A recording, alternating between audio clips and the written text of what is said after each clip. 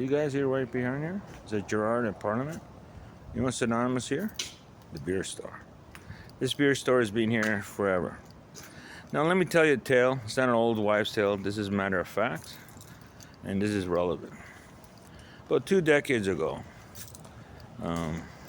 you join any organization, be it hockey team, football team, badminton team, or rehab for people facilitating to help others. Well, this time I met this wonderful young lady. Her name was Naomi. Naomi I knew, and apparently she knew me too. And then one day we decided to say have a dinner date. She said, "Would you like to come over?" Right? I said, "Why not?" And we have dinner right down the street here on my far side. She said it's pretty easy to get here. It's just by the beer store right down the street. She gave me the house number. I said, "Good. I like Swichelle, eh?" So I'm exiting, and by chance, people believe coincidences. Some people don't, right? I end up meeting Lori and Mari Dunphy, right? And it's been some time now that, going back how many years I actually knew these fine young ladies.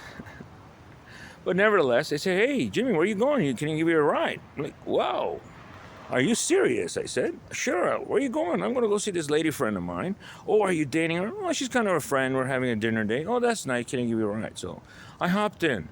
Now, Mari was driving the white Honda. You can ask Emron. He has a similar car like that.